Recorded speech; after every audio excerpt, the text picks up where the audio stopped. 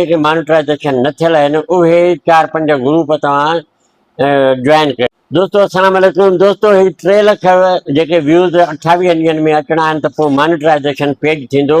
इहा वॾी ॻाल्हि न आहे। इहो तव्हांखे मुंहिंजा 2-3 मशवरा ॿुधंदव त जेकॾहिं उन ते अमल कंदो त थी वेंदो। तव्हां यकीन चवंदा हूंदो त हीउ बि पंहिंजे फ़ाइदे लाइ थो करे, पर लालच खां सवाइ त केरु बि कमु कोन कंदो आहे। हाणे करिणो छा आहे त जेके नवां पेजनि वारा माण्हू आहिनि जेके मॉनिटराइजेशन न थियल आहिनि उहे 4-5 ग्रुप तव्हां ज्वाइन कयो।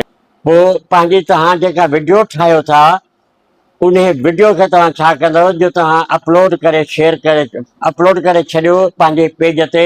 पोइ उनखे तव्हां कुझु बि न कयो। पोइ उनखे तव्हां 4 खां 5 कलाक कंहिं बि ग्रुप ते शेयर न करिणो आहे। स्टार्टिंग में उहो तव्हां ॾिसो त हुन ते केतिरा व्यूज़ अचनि था, 50 थो अचे, 100 थो अचे, 30 था अचनि, को मसइलो न आहे।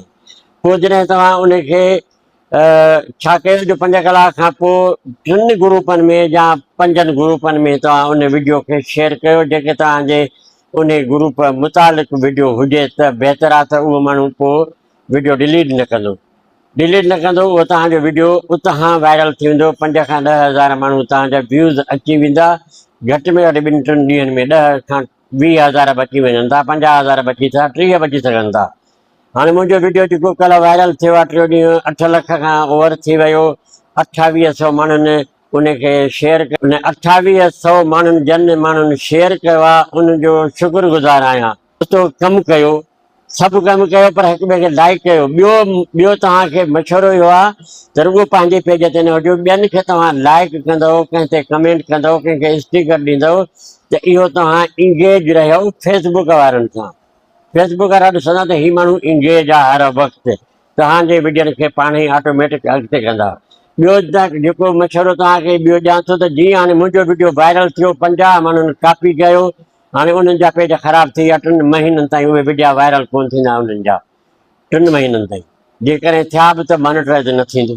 अच्छा, हाणे तव्हांखे करिणो छा आहे त जेको तव्हां वीडियो वायरल ॾिसो था त उनखे आईडी ते शेयर कयो। तव्हां उनखे आईडी ते तव्हां शेयर त उन मथां तव्हां कुझु उन वीडियो मुतालिक़ कुझु लिखो त वाह ख़राबु आहे, सुठो आहे, जेको बि तव्हां उन नसीहत कयो लिखो। पोइ उन ते छा थींदो, तव्हांखे ॿियो फ़ाइदो को बि न थींदो, पर तव्हांखे हिकिड़ो उन मां फ़ाइदो थींदो त तव्हांजा फॉलोअर वधंदा। छो त जेतिरा बि तव्हांजे थ्रू 20, 25, 50 लख माण्हू ॾिसी विया त उहे लख मां तव्हांजा घटि में घटि 50 फॉलोअर ठही ई पवंदा। फॉलोअरनि थियण जो इहो बेस्ट फार्मूलो अथव त पराए वीडियो खे शेयर कयो, उन मथां कुझु लिखो त जीअं ख़बर पए त हीअ वीडियो हिन माण्हूअ शेयर कई आहे। त इहो आहे बेनिफिट। हाणे दोस्तो वीडियो ॾिसिजो पूरो, तव्हांखे बि फ़ाइदो, मूंखे बि फ़ाइदो। बग़ैर लालच जे केरु बि कमु नथो करे। हक़ मौजूद ये लतीफ़ जी ॿोली।